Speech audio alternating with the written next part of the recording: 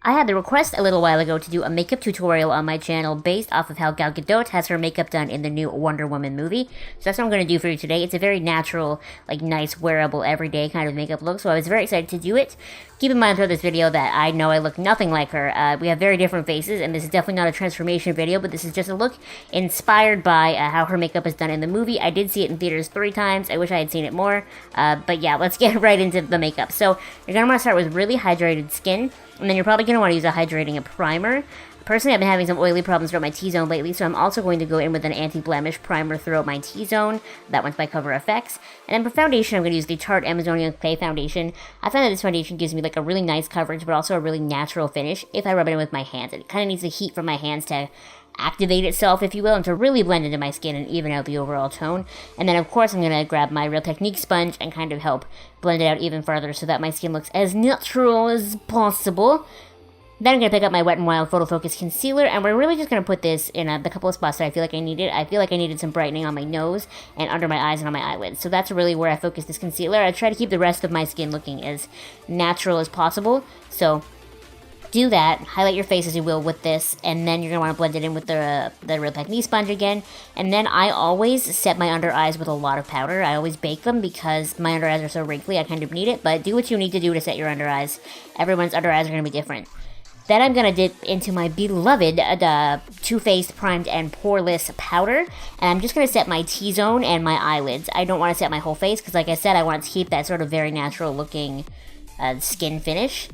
Now, I'm really not going to go into my eyebrows too intensely because I do have a whole video on my eyebrow routine on my channel, and I keep it kind of the same for this, so I'm using what's left of my Essence eyebrow pencil in black, and then just going over it with the NYX Tint Brow Mascara also in black. Like I said, I do have a brow routine video on my channel, so I will link that and you can watch it there, but I really feel like Gal Gadot's eyebrows are a very important feature of her Wonder Woman look, so make sure you spend as much time on your eyebrows as you need to get them the right kind of fluffy. She's not wearing a lot of eyeshadow in this movie, and her eyes were just generally more hooded than mine, so I didn't want to do a lot on my lids, so we're going into this Ciate London bronzer, and just sweeping it into my crease to kind of give some color there, and then we're going to go into that bronzer again later. For liquid liner, what you're going to want to do is, I like to use this e.l.f. one because it's got this very, very skinny applicator, and the kind of line I want to create is very thin in the inner corner and very thick on the outside edge, not winging it out. Think of it as kind of like an isosceles triangle on its side. We're going to have a very thick outer edge and a very thin inner corner, but like I said, we're not winging it, we're just trying to create like a cat eye look. Now we're going to zoom back out and do my face. This is an Essence Soft Touch Blush.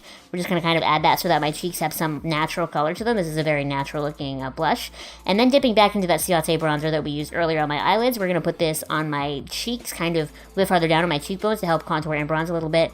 And then we're going to use it also as a bronzer up on the top of my forehead. And then whatever's left on the brush, I kind of sweep across my nose and along the center of my forehead just to bring some overall warmth to my face, because she definitely has a sun-kissed face from living on Paradise Island her whole life, and I am the palest person alive. So curl your eyelashes, and then my favorite mascara combo ever lately has been the CoverGirl Total Tease mascara, and I really coat my eyelashes in that, and then on top of it, I put the Josie Maran Black Oil mascara. I really just feel like these two mascaras complement each other really well. They make my eyelashes look really nice, but of course my lashes could look nicer, so we're actually going to use some individual lashes today. We're going to use this duo glue, pop a little bit of it out onto my hands. We have like a little dollop, and then using a pair of tweezers, you kind of dip the knot of the individual lashes into the glue, and then just kind of stick it on your eyeball. I'm using about 3 or 4 knots per eyeball, and we're really just focusing on the outer side of my eyeball so that I have a really nice kind of cat eye, almond eye shape. You know, gotta wing that out on the outside edges without doing the actual wing.